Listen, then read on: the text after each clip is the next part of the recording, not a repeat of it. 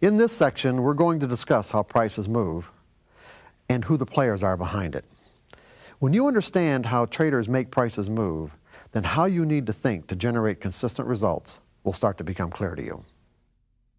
Okay, where we're going now is that I think what I said when we, just before the break, is that when you guys understand the nature of price movement and how any technical methodology that's based on a mathematical formula or a price pattern interacts with that movement, when you understand that relationship, how you need to think will become self-evident. Do you remember me saying that? Okay, this is the part that we're going into right now, okay? In other words, where you understand just exactly how prices move. Because what I found in doing these workshops over the years is that here I'm addressing a group of people who trade and who in many cases have traded for years. And if you ask somebody exactly how do prices get from one price to the next, they can't tell you. They don't know. They don't know how it happens. And maybe you guys are, I'm sure you guys aren't that group, but we'll go over it just as a refresher, okay? We'll do it as a kind of refresher. So, oh. Now actually I haven't addressed a group yet that there were very few people, or if anybody, could tell you exactly how prices move from one price level to the next. So for an example, 10, 9, 7, 6, 11, 13. Okay, if the last reported price that you see on your screen of something is 10, how does it get to 11? They asked 12. What? They asked 12. Who's they? Market maker. The market maker asked 12, okay? Well, no. Well, okay, it's at 10. How does it get to 11? How does the price actually move to 11? More buyers. Well, more buyers, but that's true. But then again, when you what's that? Demand, okay. But when you look at 10, what you have is you have offers at 11 and you have bids at 9, right? Everybody understands that?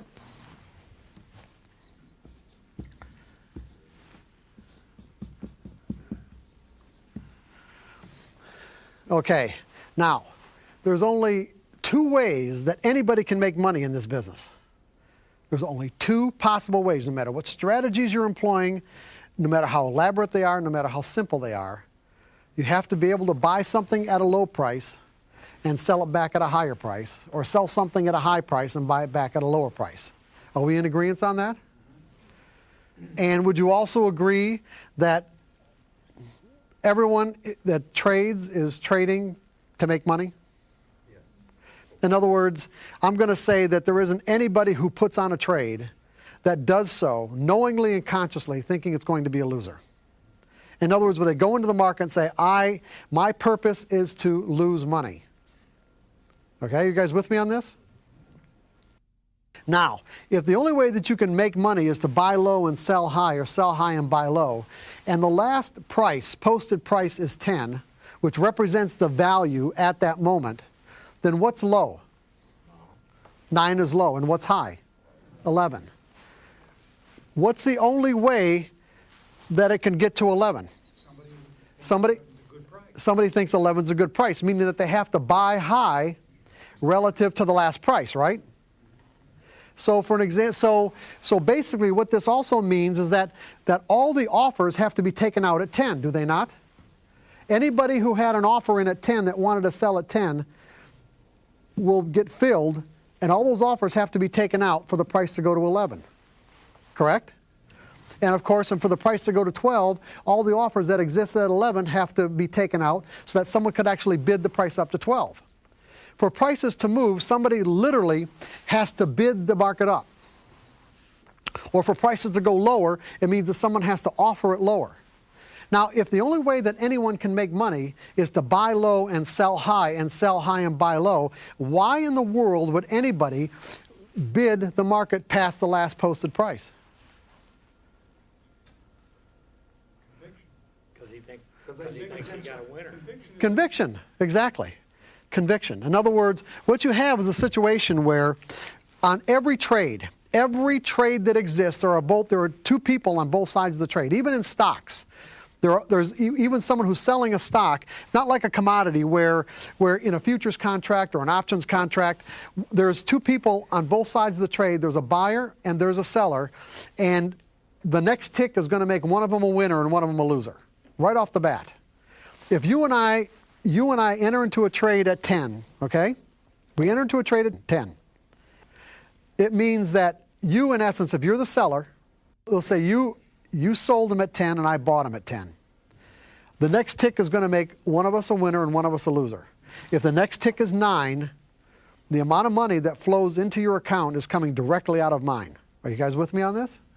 If the next tick is 11, the amount of money flowing into my account is coming directly out of your account. Okay? So basically what you have is you have two diametrically opposing beliefs entering into every single trade. Every trade that is made, there are diametrically opposing beliefs about what the future is going to be. So again, I'm going to say, what would cause anybody to buy high or sell low? Just conviction. In other words, what you have is a situation where if someone's willing to bid a market up to the next highest price, basically what that person is doing is that person is stepping out, saying that my conviction that the price is going to go to 12 or beyond is so great that I am willing to do the opposite of what I need to do to make money. Think about what I just said. I am willing to do the opposite of what I need to do to make money because my conviction is so strong that the next price will be 12 or 13. Otherwise, this person would wait. If this person thought the next price was going to be 9, then they'd buy lower. If they thought it was going to be 8, they'd buy low. They'd wait and buy lower. So what happens is that the person who's willing to bid a market up and take out these offers at 10, take out all the offers at 10 and bid it up to 11, has to have a stronger conviction in the future than the person who sold it to him at 11. Because this person is creating price movement, is actually creating movement, and the person on the other side of the trade is being passive because they're doing exactly what they think they need to do, and that's sell high relative to the last price. Are you guys with me on this? Okay, everybody understand it? Now, I want to ask you, is there anybody in this room who has purposefully bid up a market? There are some people who've actually bid a market up. In other words, the people who've actually taken the offers, all the offers out at the next highest price and bid it up. Do people like that exist? Yes. So in other words, we are aware of the fact that there are traders who both have the financial and the psychological resources to actually purposefully bid markets up or offer them lower. We're together on this, right? Okay. So basically what you have is that all price movement has to be a result of an imbalance in the degree of conviction between the traders who believe that prices are going up and those who believe that it's going down. That is the only way that prices move. It doesn't matter what the reasons are that people tell you about why they did what they did. Or it doesn't matter what the reasons that you hear on CNBC or whatever about where the market is and why it went the way that it went.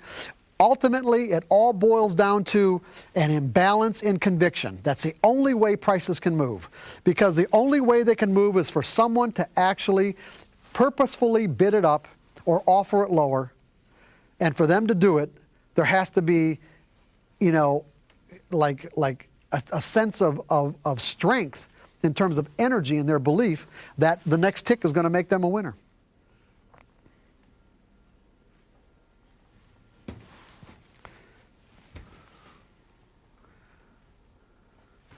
Okay, so we basically, does everybody understand? Everyone's with me on this. All price movement is a result of an imbalance in conviction between the buyers and the sellers. Every trade that's made, there's somebody on both sides of the trade that have diametrically opposing beliefs. You're always having, with every single trade, there's always a clash. There's always a clash in wills and a clash in belief in terms of what the next tick is going to be or what the future holds. We've got two people entering into, in a sense, an agreement by making a trade, but both of those people have diametrically opposing expectations of the future. And one of them is willing to say, hey, you know what? My expectation is so great, is so strong, that I am actually willing to do the opposite of what I need to do to make money and bid a market up. Now, there are traders who will do that. I call them dynamic traders. They are the people that have, like I said, both the financial and the psychological resources to actually bid markets up.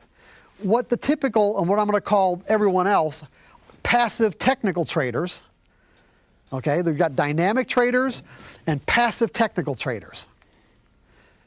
What the typical passive technical trader doesn't really, I'd say, really not aware of or think about is the fact that the only way that they will find themselves in a winning trade is by the actions of the people who are willing to bid a market up and offer it lower.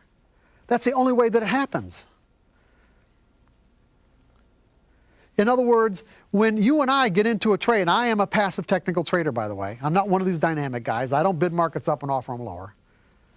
Okay? That when you and I get into a trade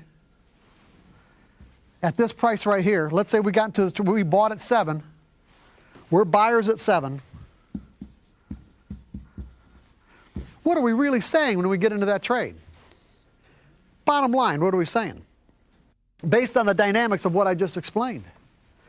We're saying that I think that someone is going to come into the market after me and buy at a worse price than what I did. That has such a strong conviction that this market is going to go up, that person is actually willing to buy at a worse price than me, to buy at 8, to buy at 9, to buy at 10. Because if there isn't anybody else that comes into the market to take out all the offers at 8, take out all the offers at 9, take out all the offers at 10, that market ain't going up. And I'm not going to be in a winning trade. You see, the implications are every single trade that we put on as passive technical traders, we are in fact obliged and dependent on other people who are willing to do something at a worse price than what we did it at. Or we won't be a winner. Are you guys following me on this? Is it starting to put the idea of trading into a different context? That in essence, what you're really trading is other people's perception of what is high and what is low?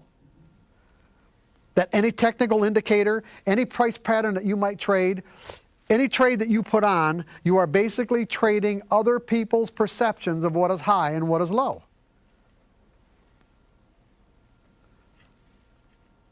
Now, when you think about how well you might know other people's perceptions, you think about it in that context, it might not make a lot of sense to get so fixated on staying in a trade that isn't working.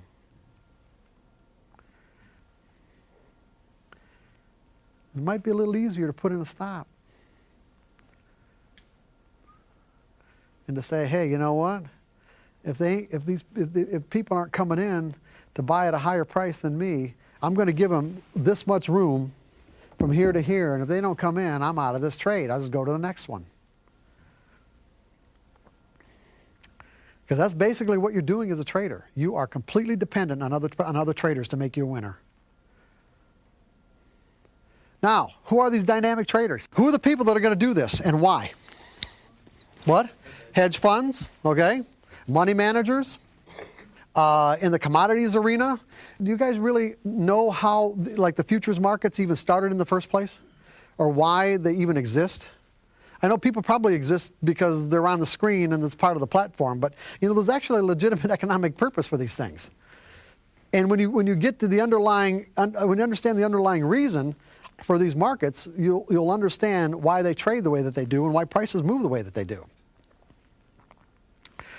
For an example, what happened in the past is that, for an example, if you had a farmer who planted their corn in the spring and harvested the corn in the fall, what they were dependent on, of course, was a lot of different factors that they had no control of. One of them being the weather, and one of them being how much other corn was planted out throughout the country, and how much of that corn would end up in the market in the fall in relationship to what the demand was. So if there was a lot of corn and let's say the demand remained relatively constant, the price of the corn would go down and the farmer would lose money. If there wasn't a lot of corn and demand would remain constant, the price would go up. If there wasn't a lot of corn and for some reason demand was really high, and the price would go up even further. So what you had is a situation where there was a great deal of economic risk in being a farmer or being anybody that manufactured anything or dug stuff out of the ground like gold or silver or manufactured electric motors that needed copper or whatever goes into all the products that we use. So what evolved was a situation where the farmer and the manufacturer, let's say of bread that needed the flour, they would enter into what was called a forward agreement, meaning that they both wanted the economic risk taken out of their business. They both wanted to be able to make a profit. They both wanted, to be able to have some sense of certainty as to what prices might be at some point in the future. So for an example, if I'm a farmer and it costs me $4 a bushel to plant my corn and bring it to harvest or bring it to market, then for me to make some money, I want at least $5 a bushel, right?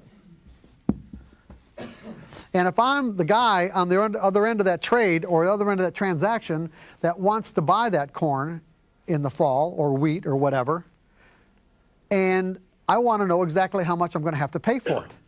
So what ends up happening is that if, let's say, it's April or it's March, and the price of corn is $4 a bushel, you enter into a forward agreement with the end user, and they say, hey, you know what? I will deliver $1 million or 1 million bushels of corn or 100,000 bushels of corn at say $4.50 a bushel or whatever price they agree on, or $5 a bushel, regardless of what the price of corn is in the fall. So if the price of corn in the fall happens to be $3 a bushel because there's so much demand, or because there's so much corn and very little demand, then the farmer actually still got his price, let's say at $5 a bushel, but the manufacturer ended up having to pay $2 a bushel more than what he would have if he had waited and just bought his corn on the open market in the fall. So in that sense, he seemed to lose on that transaction. But then the next year, what ends up happening is that there's very little corn, or there's more demand than what there is corn, and the price of corn ends up being $7 a bushel. And the farmer would have made the $7 had he not entered into a forward agreement, but what ends up happening is he still made his $1 a bushel profit, and the end user ended up saving himself $2 a bushel. So over the years, all this evens out. Well, so then what happened then is that exchanges, in other words, instead of these people individually entering into these transactions, exchanges were developed. So in other words, they had a central place to come to and make these transactions, like the Chicago Board of Trade and Chicago Mercantile Exchange. Well, what ended up happening is that with the advent of exchanges, what you had is a situation where there were people that were willing to take the other sides of these trades that had nothing to do with the actual process of making bread or growing wheat or corn. They were called speculators. And then that's when futures contracts, came into being. So what would happen is that if I'm a farmer, instead of me having to make the transaction directly with with someone who manufactures bread, I could go to the Chicago Board of Trade and sell my corn or wheat with a futures contract. And so if I'm selling it at $4 a bushel, and so that means I'm long corn. This is where the long and the short comes from. I am long cash, I'm long corn, and because I've got a crop in the ground. And so if I sell it at $4 a bushel on a futures contract, I take the equivalent number of futures contracts. And so if the price of corn goes down, or let's say the price of corn goes up, I've already locked in, well, I'm going to sell it at $5, but I've locked in my $1 bushel profit. So if the price of corn goes up, what I've done is I'm short futures, I'm short the actual futures contract, I'm long the corn, so I'm going to lose money on my futures contract, because as the price goes up, I'm losing money, but I'm making money on my cash. So I'm making the equivalent amount of money on my cash as what I'm losing on my futures. So in any case, it doesn't matter what the market does. The market can go up, the market can go down. I've locked in my $1 profit bushel, $1 per bushel profit. And the person on the other side of that trade, the speculator, if of course the market goes up, then the speculator is the one that makes that $2 a bushel profit if it goes up to $7 a bushel. Okay? You guys with me on all this? If the price, of course, if the price of it goes down, then I'm losing money. I'm losing money on my cash crop, but I'm making money on my futures contract. And the speculator on the other side of the contract is losing money because the market's going down. In other words, the speculator is just one-sided. The farmer is two-sided. He is hedged. That's what's called a hedge. Now, what's interesting about all this is that as these markets evolved, you will find that the farmers don't trade against each other, or the grain elevators, or the people the commercials who actually are involved with the production and manufacture of anything. They don't take the other side of each other's trades. What they do is they want speculators to take the other sides of their trades. In other words, if I'm a commercial grain elevator, I'm not going to be another commercial grain elevator is not going to be taking the other side of my trade because we're both going to be doing the same thing. Okay, if I'm a farmer and I'm going to sell my wheat or sell my corn, the farmer down the street who also trades isn't going to be taking the other side of my trades. What commercials and hedgers and fund managers and all the people who are really, let's say, professionals, they have become very, very sophisticated at finding ways of drawing the general public into taking the other sides of their trades. Meaning, and the point that I'm making here, is that they will purposefully do things that will draw the typical general public, let's say the general public, into the other side of their trades, when in fact what they want to do is the exact opposite. For an example, if I'm a hedge fund manager and I'm long stocks, or it doesn't really matter what it is. I could be long bonds, I could be long gold, I could be whatever it is, and I want to liquidate my position. Now I've got a huge position, meaning I've got a cash position, and I want to sell it. If I go into the market right now and sell my entire position, what do you think is going to happen to the price? Chances are it's going to go down. I am actually going to, because of the volume of my trades, I am actually going to drive the price down, making my average cost lower and lower. I don't want to do that. I don't want to, so for an example, if I come into the market and I say, hey, you know what, I've got 10 million shares of this and that to sell, what's going to end up happening is that those 10 million shares are going to end up taking out all the bids, all the prices down, take out all the bids until you find a spot where it can't take out, where the size of the trade cannot take out any more bids and the price stabilizes. Okay? So I'm thinking to myself, now, what you get is you've got these, what I'm going to call like these hot shot kind of hardcore traders, where, you know, to make a name for themselves, because they're in a big trading room and they compete amongst one another and their bonuses depend on how well they do. What if they did something like this? I'm looking at a price chart. Let's just say they could be daily bars or whatever. Okay. And this is like a swing high, swing low, okay? Now, interestingly enough, as we're talking about this, I want to make a point about what does this price represent right here, and what does this price represent right here? What? Yeah, we're going to call it resistance, but more from a practical matter, what does it represent? What's that? Nobody believes it's going to go higher. Ah, yeah. In other words, there wasn't. Now, you're right. He said there's nobody believes it's going to go higher. It represents there wasn't one person in the whole world, that was willing to bid the price one tick higher. Not one. Up to this point, there could be any number of people who were willing to bid it higher. But it got to a certain price level, and there wasn't one person left in the whole world that would bid it higher. This, by the way, is one of the reasons why technical analysis works, is because the market has a memory.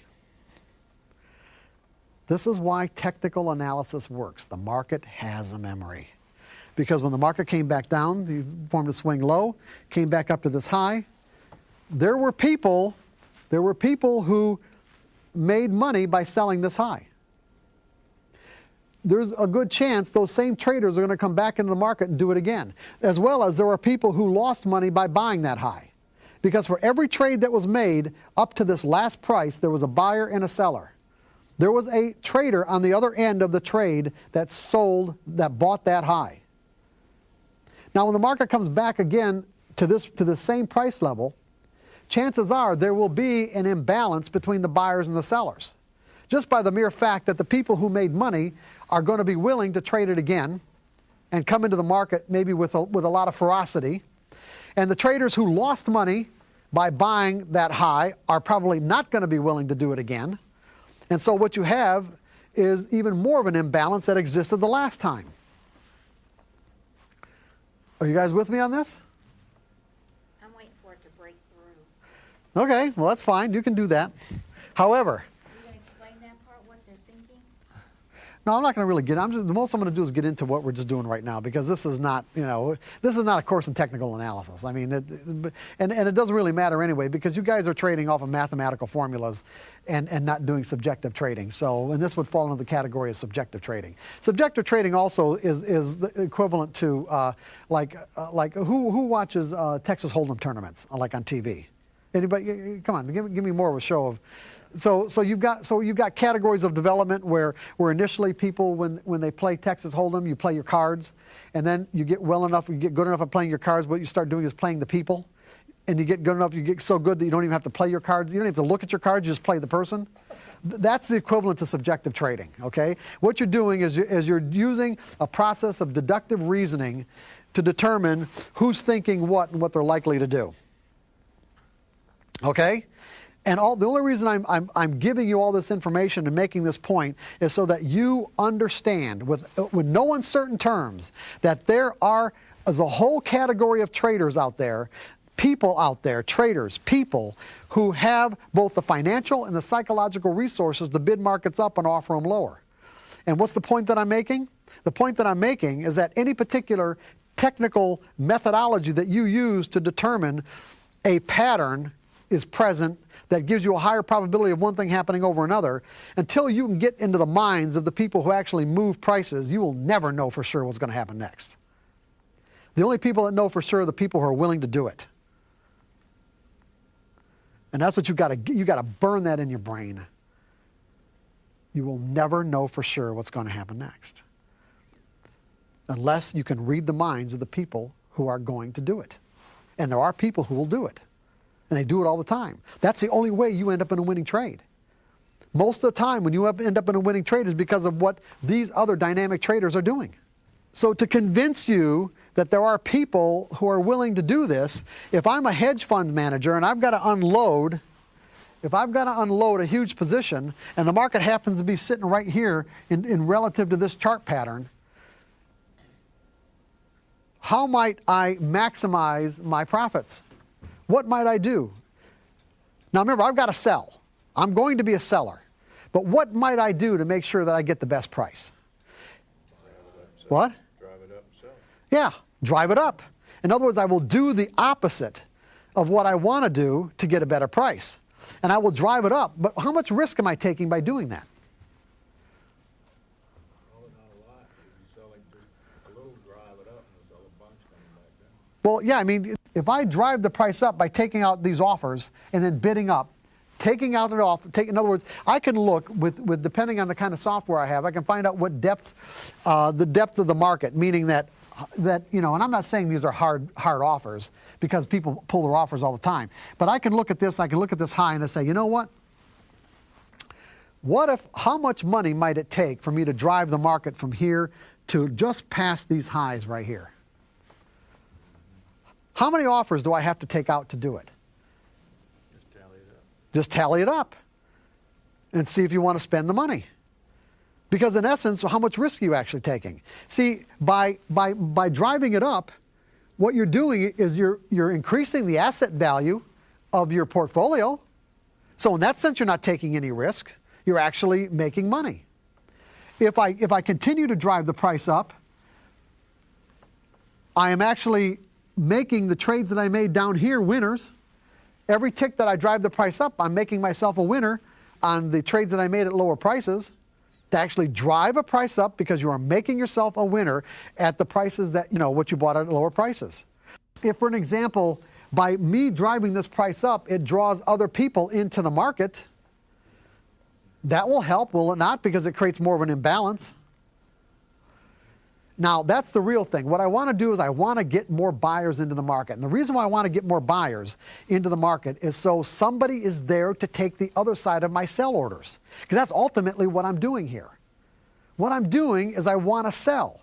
So what I'm doing is creating a bigger pool of orders to come into the market till I can sell into so that my sell orders don't drive the price down. And so I will purposefully do the opposite of what I want to do, ultimately, with respect to my position. Now, the reason why I'm selling has nothing to do with this chart pattern. Absolutely nothing to do with the chart pattern itself. I'm just using the chart pattern as a means to maximize my profits. Now, what if I managed to drive it up to resistance? Chances are there's going to be a lot of sell orders coming in that I'm going to have to compete with. That's a risk that I'm taking here. But what if I can drive it a little past that resistance? What I'm going to have is a situation where all the other traders who sold at this level right here, that came into the market because it was approaching this previous high, they're going to put their stops a little bit above the market. Now, what kind of stops are they going to be? They're going to be buy stops. If they sold to get out at a loss, they have to be buyers. If I can drive the market to those buy stops, I have given myself an instant pool of orders to take the other side of my trades and get me out at maximum profits. This is typically what you see in a chart pattern as a false breakout. Because what will end up happening is that as soon as my order hits the market, it's so large, and then because there really weren't that many other traders that were willing to continue to bid the market up, what it'll do is it'll take out all the bids and then drive the price right down. That's called a false breakout. It's being done at different time frames all of the time. To do this, you have to have a large enough position so that when you drive up your cost basis, it's incrementally small compared to where you really are today. Yeah. And then, as you said, you get up to either you do it below that resistance, hope you break above, and then you just dump your shares. Right. Right. Thank you. Now, like I said, this is. Did anybody ever wonder why, you have a really strong bull market or a really strong bear market, and the market seems to open up in the morning, like in bull markets it opens lower, and bear market it opens higher? Like, why does that happen? Well, what's the deal with that? What do you think's going on? You ever heard the term shaking out the weak longs and the weak shorts? That's what dynamic traders are doing. They're shaking out the weak longs and the weak shorts. In other words, they're taking their spot. Because what you have in a bull market is you have, people that, as the market's going up, this is a daily bar, but if we made it an intraday bar or whatever, as the market is going up, they're buying, people are buying, but they're not like really confident about what it is that they're doing. Now, in the morning, before the market opens, there might not be that many bids. In other words, after the market opens, there'll be more bids that come into the market, but before the market opens, there might not be that many bids. So if there aren't, what these dynamic traders will do to take advantage of this is they'll hit those bids. In other words, they'll sell into those bids, drive the market down, and then when the market opens up, all of the weak longs, meaning people who aren't that confident, will start to get a little frightened. And to get out of their position, what do they have to do? They have to sell, and these other dynamic traders will take the other side of their sell orders to buy and increase their position, and the market goes right straight back up. All they did was shake these guys out, take their spot at lower prices by by forcing the market lower on the open. Go ahead. Isn't this an argument to have to either not use? Let's talk. No, it is not. No, You know I don't where I'm want to get. going? I don't want to get into the use or not. Absolutely, use stops. I'm not going to. We're not going to get into that. Yes, you as mechanical, passive technical traders in the mechanical mode. This is not in any way saying that you should not use stops. Absolutely, it's a disastrous thing to do. Not use stops. Okay, because I'm not saying that regardless of any of this that you can't make money. All I'm doing is giving you examples that there are people out there who will drive prices up and offer them lower, that they have the psychological and financial resources to do it. And the reason why I'm making so much emphasis is that the typical passive technical trader would never conceive of actually bidding a market up. And so as a result, it's very difficult for you to think that anyone else can do it either. When the reality is that's the only way, in many cases, you're going to make money. And so the point that I'm making is that you're trading off of a mathematical formula. Literally, you're trading, and this mathematical formula, what technical analysis does is it gets into the collective mind of the market. In other words, every tick, every uptick and every downtick is information. That information is accumulated and mathematical principles are applied to it. There are actual patterns that emerge, that repeat themselves over and over and over again, that you can identify with mathematical formulas or with these visual price patterns. But the problem is that there's no mathematical formula that can get into the mind of the individual traders who actually are driving prices up or offering them lower.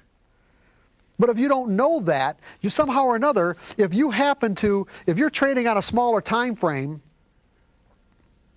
and you get a little pullback right here, okay? And based on that pullback, your methodology says, okay, it's time to buy. And you do. And you do it just before this hedge fund manager comes in and starts driving the price up. See, you're going to think that the reason why you won is because that your mathematical formula told you what was happening next. And that was the reason why it happened. What I'm saying to you now is that there almost isn't any reason that you could come up with, whether you won or lost, that would correspond to what really happened in the market. Do you hear what I just said? There's almost no reason that you will come up with to put on a trade that will ever correspond with the actual reason why the market went up or the market went down, other than the fact that there was an imbalance in conviction between buyers and sellers.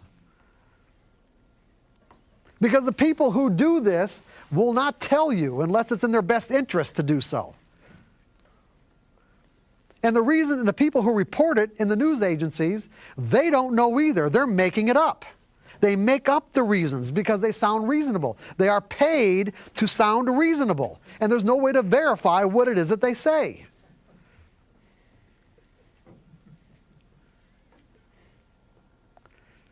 Or to disprove what they say. That's right. There's no way. The only people who can do it are the people who actually made the trades. The only people who know for sure what's going to happen next are the ones who are willing to make it happen. You see, we'll put on a trade and find ourselves in a nice monster little winner here and think, oh man, my methodology, it is just fantastic.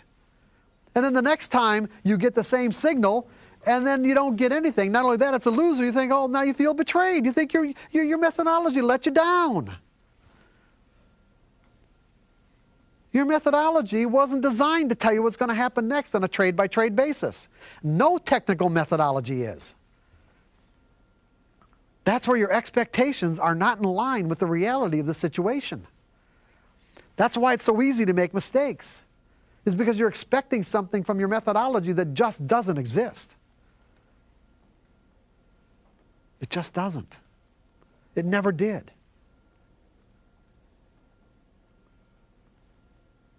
Technical methodologies don't tell you what's going to happen next on a trade-by-trade basis. They will tell you what will happen. Let's say, I don't want to use the words to happen next. They'll tell you what will happen over a series of trades on a percentage basis. This particular pattern will emerge X number of times, and when it does, there's a higher probability of this happening than that. If I limit my risk when I take the trade, and my profits, my profit potential is at least 1 or 2 or 3 times greater than what I need to risk, then over a series of trades, I will be a consistent winner. That's what trading is all about, guys, as a passive technical trader. Unless you're doing this other stuff, I just said it right then and there. I said it all right then and there. There was a guy that came to me for consultations several years ago. He was he wasn't really anything. He was a guy that he was a guy that lost a lot of people's money. Is basically what he was. He was a really good analyst, I should say.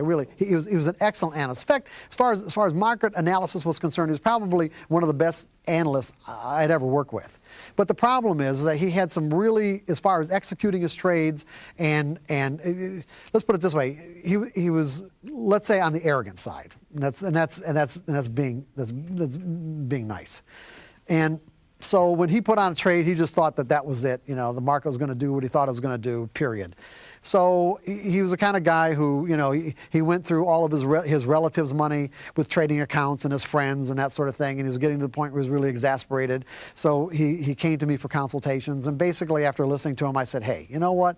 Why don't you do something, get paid for something that you're good at, and and stop trying to stop losing other people's money, and go get a job as an analyst. Just get paid to be an analyst, not as a trader. And so he did. He got a job with one of the major clearing firms at the Chicago Board of Trade as one of their analysts for their brokers and that sort of thing. And the president, or actually the chairman of the board, his son was actually the president. Chairman had retired. He was an old-time grain trader, soybean trader. And made his money in the 40s and the 50s and that sort of thing, and traded pit-style trading. In other words, something that I talked about earlier this morning, I'm not going to get into, but in any case, he didn't make direction-related trades. And so he was really mystified with the idea of technical analysis. I mean, he really was. He was literally mystified with the idea that you could basically predict prices based on chart patterns and that sort of thing. So he thought, well, you know what? I'm going to sit down with this guy and this star analyst here that we have in the firm now, and find out what this crap is all about. Basically, is the way he thought about it. And so he's sitting down with him for a few days, and it got to a point where one day, the soybean market was.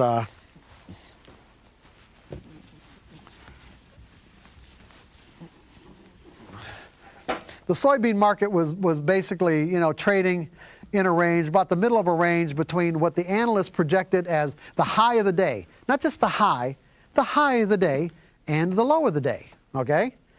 And so the market drifted around, maybe did a little bit of close to a test of the high, and it's coming down to the low, and they're both sitting there and they're both watching it right now. And the chairman of the board, the soybean trader, old soybean trader, says, okay, so this is going to be the low of the day right here, right? The guy said, yep, that's it. Gets that price, it's the low of the day. Low of the day.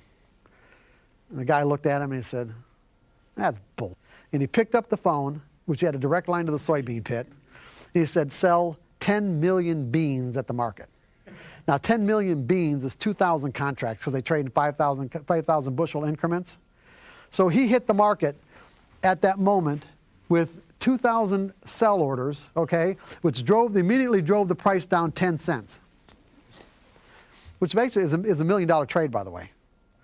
Driving the price, of course, if he'd have sold all of them at this price and bought them all back at this price, but there was an average price down. But from here to here is $1 million on 2,000 contracts. And then after the price dropped, he looked at him and said, hey, if I can do that, anybody can do that.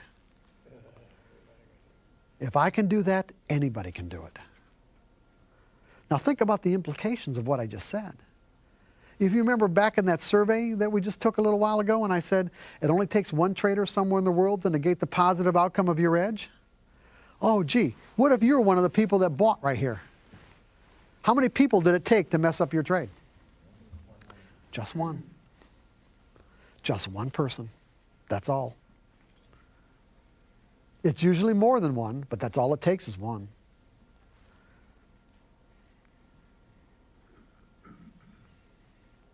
You guys starting to get the idea?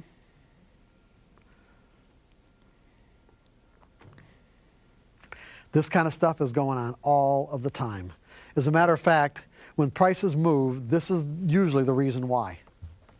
When I was at Merrill Lynch, and for many years, even when I was teaching, material in the psychology of trading, I didn't really include a lot of this stuff because I just sort of took it for granted that people understood it and knew it. And the reason why I took it for granted is because I guess I learned it so early in my trading career that it just, it was self-evident to me. But it was self-evident because here I was at Merrill Lynch and I had access to a squawk box. Now our squawk boxes were open phone lines to the various pits in both Chicago and New York, meaning we had Merrill Lynch representatives in each of those pits that as buy and sell orders would come in, they would tell us who was buying and who was selling. What houses, what manufacturers, what big accounts, what big traders, if they could. In other words, if they had access to the information, they would tell us who was buying, and maybe who was even taking the other side of their orders if they could determine it. So it's like you had a very intimate, it was like you had this sort of intimate connection with what was really going on. Now, at the same time, when I was doing my own technical analysis, I would do my equations because we didn't have computers back then. Of course, you could do the Hewlett-Packard handheld thing, but I didn't do that. I did all my equations all my analysis on a spreadsheet, and I actually did all the calculations by hand. And I did it on purpose that way so that I could get an intimate sense of how the actual mathematics of my signals, in other words, the actual calculations, the multiplications, the divisions, the subtractions, and what the final product was in terms of a signal, how it related to the actual market movement. And I found that there was no relationship other than the fact that it would identify patterns where the signals would work sometimes and sometimes they wouldn't. But the point is that there wasn't any relationship between this fixed mathematical formula and the people who were buying and selling at that moment and the reasons why they were doing it. There was none at all. But not only that, here's what really shocked me, is we had a TV monitors going all the time. And we had it on, in Chicago, there was a local investment channel, Channel 26. And it was very much like CNBC now, but it was a lot less sophisticated. And, so we'd watch as people would come on the show and with various, have various interviews and that sort of thing. And I'm watching one morning, and there's this vice president from Heinhold, which now doesn't exist anymore, but they were one of the biggest hog and meat producers in the Midwest back in the 80s.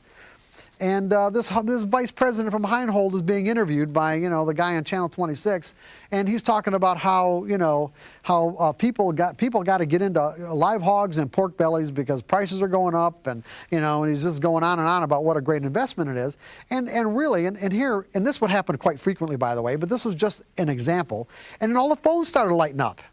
These are all the people in the Chicago area, the typical, the traders in the Chicago area that are listening to this guy, because when I say that, because the phones are lighting up and all the brokers are starting to take orders to buy bellies and buy hogs. And I'm thinking, well, that was pretty impactful, right? Oh, gee, then on Squawk Box, guess who's taking the other side of those orders? Heinhold. They needed somebody to come in and take the other side of their orders.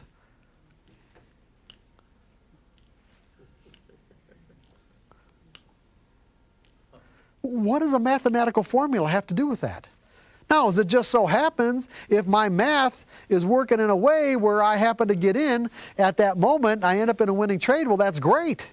But that doesn't mean I can rely on it to do the same thing the next time.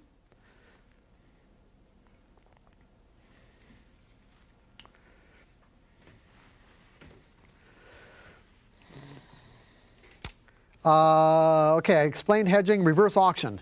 In a normal auction, this is what I'm talking about dynamic traders right now. In a normal auction, what do people do in a normal auction?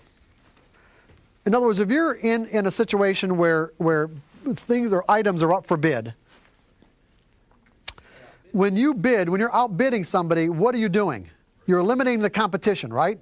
In other words, by bidding higher, you're hopefully eliminating anybody else who'll bid higher than you. Hedgers and commercials And dynamic traders create what I call a reverse auction. They'll bid a market up or offer it lower to try to attract the public into the market to take the other side of their trades. You guys with me on this? They will bid a market up or offer it lower as a reverse auction. That doesn't mean that they want the market can go higher, but their immediate objective is that if they're bidding it up, it means that they want to sell. They just want someone to take the other side of their trades. So they're actually creating a reverse auction, attracting people into the market, because as the market goes up, people are thinking, okay, I'm going to be missing out, and I've got the assurance that I need that it's going to keep on going, and so they get sucked into this move, and then they slam them with a huge order.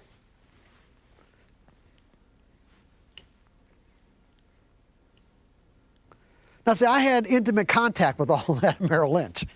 I really, not only that, I mean, because I knew the floor traders, I knew many of the floor traders who actually created the movement that particular day. And there were a number of times where the movement was significant and they were fast markets and enough to attract the media to the exchange, and they put a microphone in front of their mouth, and they definitely would say something that was palatable to the public. In other words, what was reasonable. I can guarantee you that the reason why they did what they did during the day had nothing to do with what they said. Nothing. There was no relationship whatsoever.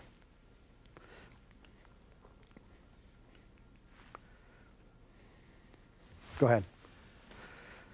I fully understand your concept of the movement that's taking place because of dynamic players. And I can understand how that would relate to the commodity, stock, and stock options market. But can you have the same effect in, say, the foreign currency market, where it's a much bigger market that's traded worldwide? It just depends on the player. Absolutely. You get a central bank that starts unloading something, and it's gonna have a major impact on the market. Yes.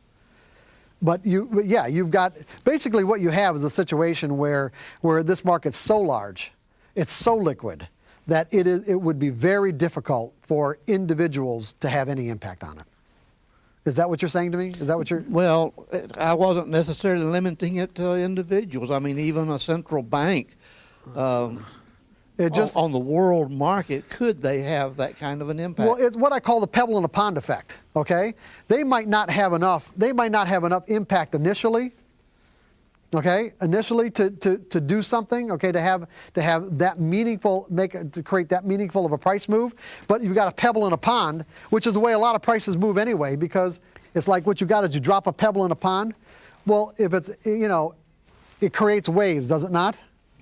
Okay, and what I found is that, especially with floor traders, and really the same kind of dynamics work even with off the floor traders in the general market itself. I found that what you had is that most floor traders did not know what they were doing, in the sense that they didn't have a real good reason for buying or selling at any given moment, other than the fact that they were following the lead of other people who they thought did have an idea of what they're doing. So what ends up happening is that what you've got is the guy, the trader who's confident, knows exactly what he's doing, why he wants to do it, and does it. And then you've got all the other guys who are, let's say, in the pit, okay, who are closest to this guy might be on this step right here, who are closest to this guy, that will mimic what he does. And then what it does is it starts spreading out. And that as word gets out, okay, the guys at the farthest end up getting prices that are greatly diminished in relationship to this particular individual. But the point is, it's kind of like the pebble in a pond.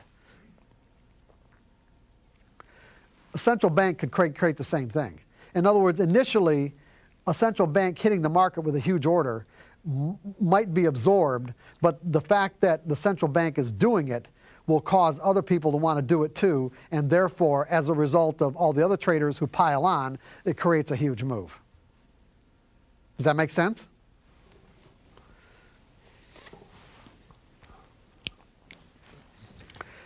Okay, we're moving right along here. Okay, dynamic traders, okay, players, they know and understand the mindset and behavior patterns of the crowd or herd. They basically refer to the general public as the herd, and they are the herd masters. Okay, they are the herd masters. Whenever possible, they will use that knowledge to move prices in a way that will extract the most amount of money from the largest number of traders. That is their mission. That is what they do.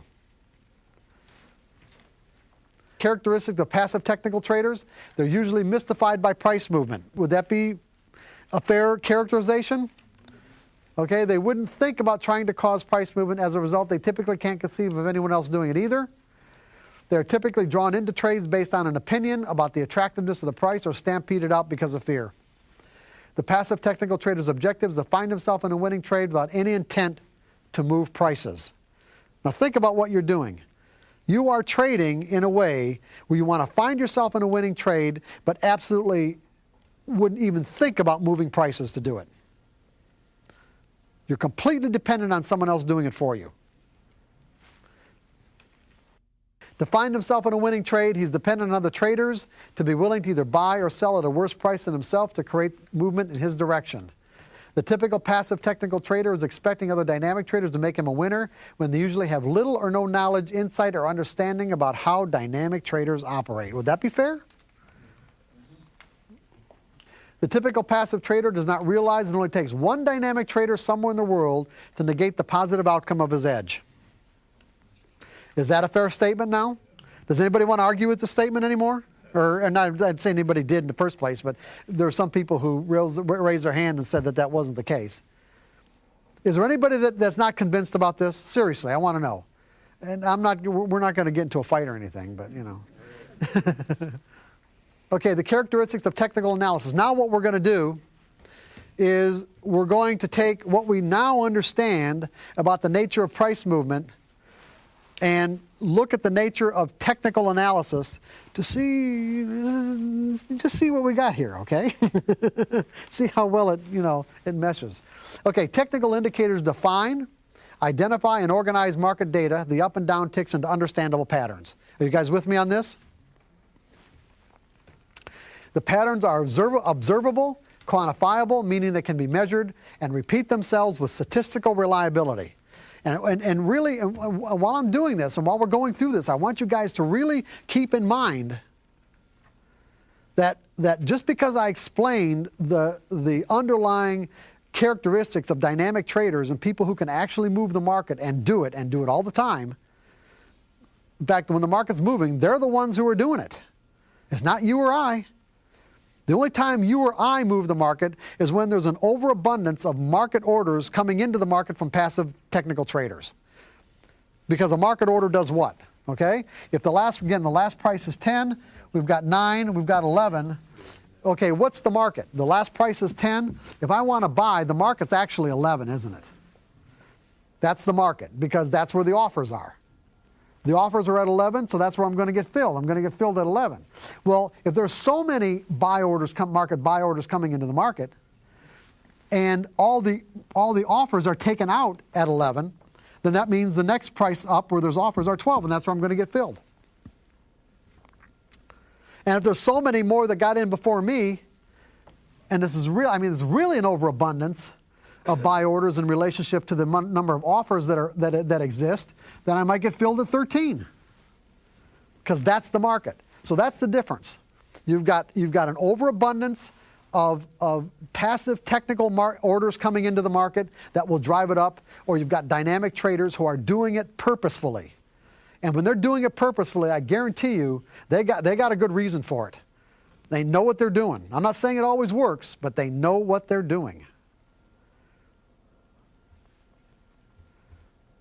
And it doesn't mean that you can't take advantage of it. It doesn't mean that you can't make a consistent income, even a really good consistent income with your technical methodologies. You don't even have to understand all these subtle dynamics of market or price movement to be able to take advantage of it. All you've got to do is be able to trade your edge and follow your plan. I just want you to understand that when you understand what's going on, you will be able to trade your plan, because you won't be putting so much emphasis on things that don't have any relevance. Like expecting this next trade to work just because you got a signal.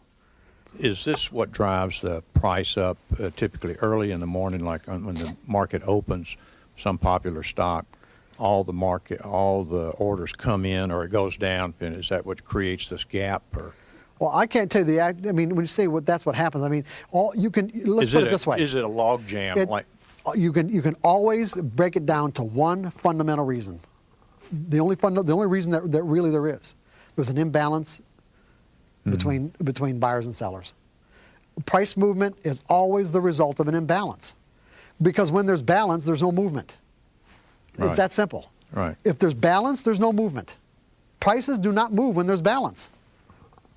There has to be an imbalance for people to bid it up or offer it lower. And if people aren't actually bidding it up in this example, we don't see the reason why I can't answer you exactly is because I don't know if it's actually being bid up purposefully by somebody or it's because there's an overabundance of buy orders in relationship to the amount of offers. That's what I don't know. Okay?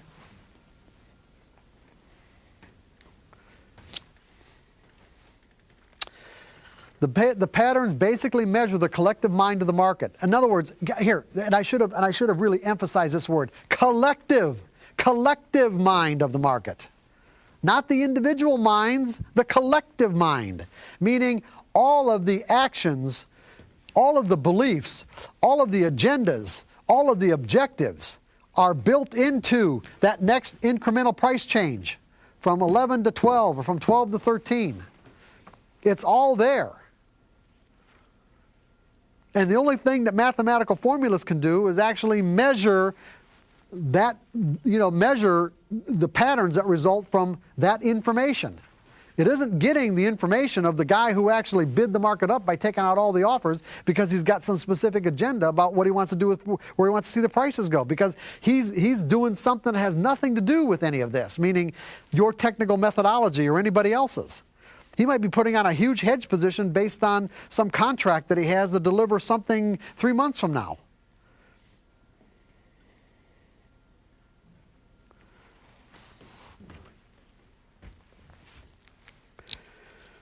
So collective mind of the market, indicating when there is a higher probability of one thing happening over another, represented as an edge. So because the patterns show up in every time frame, technical analysis turns the market into an unending stream of opportunities to enrich ourselves. These patterns that the mathematical formulas identify show up in every time frame, from the smallest to the largest. And as a result, if we learn how to think about these patterns or edges appropriately, it will actually turn the market into an unending stream to enrich ourselves. But not on a trade-by-trade basis. But not on a trade-by-trade basis, but rather as a percentage over a series of trades. This is big, guys. This is it right here. This is the holy grail of technical analysis right here, right now. Your technical indicators will turn the market into an unending stream of opportunity to enrich yourself, but not on a trade-by-trade basis. But rather as a percentage over a series of trades. That means you have to learn how to think in probabilities. You may understand the concept of probabilities. It doesn't mean that you can think that way. I've worked with traders. In fact, one guy came to one of my workshops many years ago, a hedge fund manager, reasonably successful, let's say reasonably because he made, 10 to 18% a year. But his indicators, if he had followed them the way they were planned to be followed, he could have made anywhere from 60 to 70% a year. A little frustrated, came to a workshop, and then, some consultations afterwards. And one particular situation where he said, he put in a trade he'd been watching for months, finally got to his price level. He put the trade on, then put his stop in the market, and the market started approaching his stop, and, he got out of the trade early. The market didn't even hit a stop. He got out of the trade early, and then it just just fell to pieces because he was short, and in his direction he wasn't in the trade. And he would have been someone who would have said that he understood the nature of probabilities because he majored in it in college.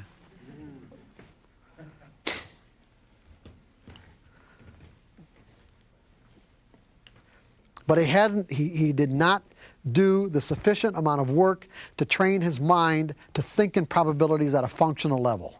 There's a huge difference. You can't take it for granted that because you understand the nature of percentages that you can think that way at a functional level. It would be, like you can do, I'll do the analogy to technical analysis to flipping a coin, okay?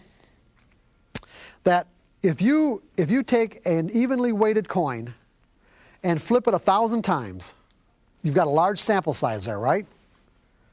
The pattern that will emerge with each 1,000 flip sample size is a relatively even distribution between heads and tails.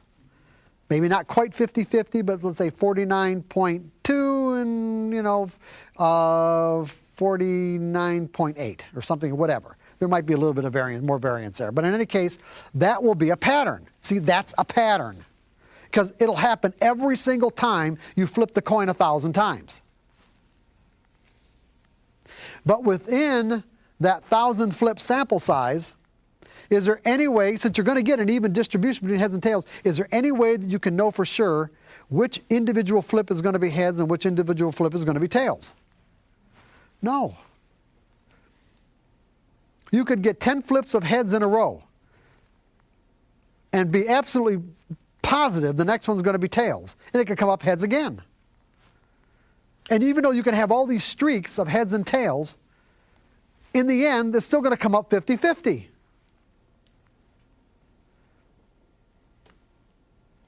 This is exactly the way technical analysis works. Exactly.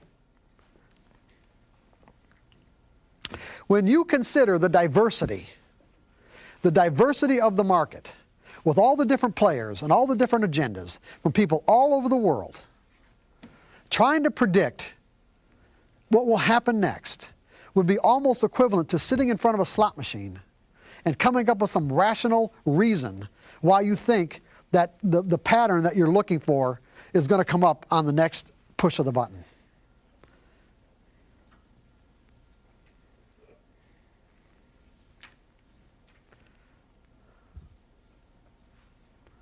It wouldn't make a lot of sense, would it?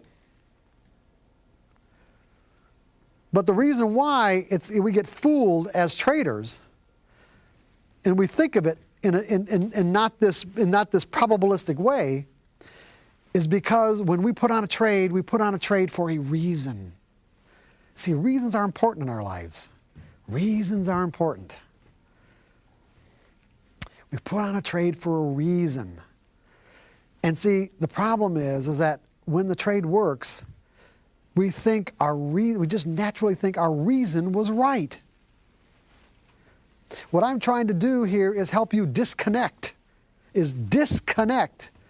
any reason that you put on a trade with the reason why it actually moved. Because like I said before, there's almost never a relationship. There's almost never a correlation.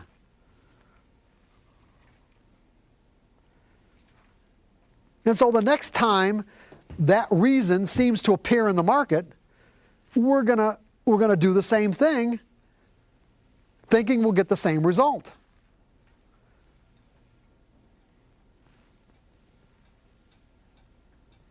And then when we don't, we feel betrayed. And then the next time the reason comes up, we're going to be a little hesitant. And we might not put it on at all. We'll try to find additional reasons why this trade will work. When the reality is there isn't any reason you're going to be able to come up with that's going to assure you of anything. Unless the reason you're coming up with is the people who are actually going to bid the market up or offer it lower, and they tell you what they're going to do and why. Ultimately, there's only one reason why prices move. And what would that reason be? Come on. Imbalance of buyers. Yeah, an imbalance in conviction. That's the only, and what technical analysis does is it finds patterns in that imbalance, okay? Technical analysis finds patterns in the imbalance. where there's momentum in a direction. It's still not going to tell you what's going to happen next. Technical analysis doesn't, nor can it get into the minds of any particular individual trader who has both the financial and psychological resources to either move prices or defend certain price levels. And traders will defend price levels, by the way. There are dynamic traders who will actually defend a price. Is it reasonable to expect the fixed criteria that make up a mathematical formula to stay consistent with a dynamic event that's in perpetual motion on a trade-by-trade basis? What's the answer to that? Well, what is the answer? No. Come on. No. No, it is not reasonable. No, it is not.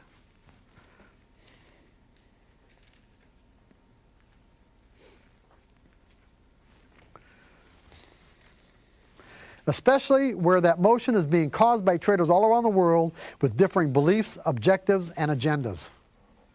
There is no way of determining the intentions of all these traders, yet the typical passive trader trades their methodology as if they are being told what those intentions are. The professionals do not. You guys get that? The typical passive technical trader trades their methodology as if they are being told what their intentions are, whereas the professional does not. And why doesn't the professional? Because the professional understands the underlying dynamics of price movement and that anybody could come into the market at any time to do anything.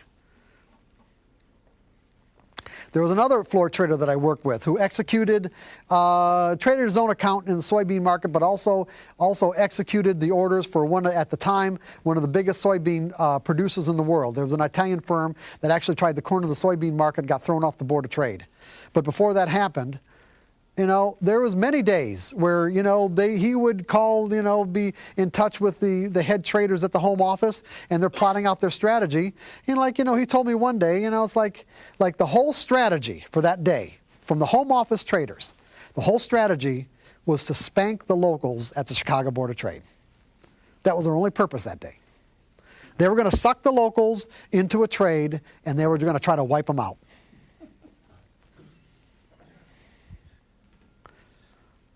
So he said, we're going to spank the locals today. Now, your mathematical pattern, okay, you happen to get a buy signal, ends up to be a big winning trade. You think it's because a couple of lines crossed, no matter what it is, whether it's stochastics or wise trade or whatever, it doesn't really matter. It had absolutely nothing to do with the reality of why the prices moved. Nothing.